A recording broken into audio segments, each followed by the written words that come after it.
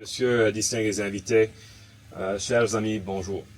C'est avec une profonde humilité mêlée d'une grande fierté que je me joins à vous tous aujourd'hui au cimetière de guerre canadien de Benny-sur-Marne, un lieu qui invite au recueillement solennel, un lieu où la mémoire se perpétue.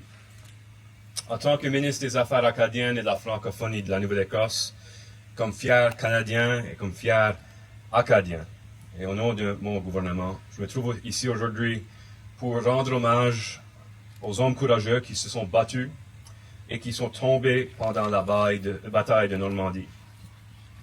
Sur ces plus de 2000 pierres tombales sont inscrits les noms de fils, de frères, d'époux, qui ont laissé derrière eux famille et communauté, et les rêves d'avenir qu'ils ne réalisera jamais. 135 d'entre eux venaient de notre province, munis non seulement de leur bravoure, mais aussi de leur langue, de leur culture et d'un sens du devoir à toute épreuve. Le jour J, les North Nova Scotia Highlanders étaient au cœur de l'offensive canadienne. Et sous les tirs, ces jeunes soldats ont pris d'assaut la plage de Juno et ont avancé vers l'intérieur des terres pour reprendre des villages comme Anicy et Villon-les-Buissons. Ils ont payé le prix de leur courage. Et un grand nombre d'entre eux reposent ici, loin de chez eux, mais jamais oubliés. Parmi eux se trouvait George Westlake, membre des North Nova. Il n'avait que 23 ans. Il repose ici auprès de ses deux frères, Albert et Thomas, 3 frères, une famille, enterrés côte à côte.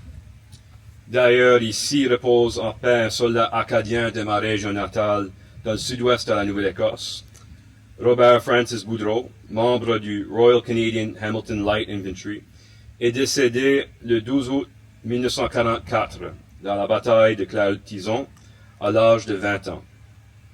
Initialement enterré à Saint-Germain-la-Blanche-Herbe, mais réinstallé ici à la fin de la guerre. Toutes ces histoires, leurs histoires bouleversantes, illustrent vraiment l'ampleur des sacrifices que la Nouvelle-Écosse et que le reste du Canada ont fait au nom de la liberté. Cette année, nous marquons également le 80e anniversaire de la fin de la Seconde Guerre mondiale. Il s'est écoulé 8 décennies depuis le monde a vécu ces événements déchirants. 8 décennies à se rappeler, 8 décennies à apprendre, 8 décennies à s'efforcer d'être dignes de la paix qu'ils nous ont donnée. Je tiens à exprimer mes sincères remerciements à Arnaud Blain, le fondateur de cet événement. Merci de faire en sorte que l'histoire de ces soldats acadiens ne sombre pas dans l'oubli et que notre histoire mérite d'être racontée. Nous sommes, comme peuple néo-écossais et canadien, également reconnaissants envers les gens qui prennent soin de cet endroit consacré et envers les communautés de la Normandie qui continuent d'honorer les soldats tombés ici en combat.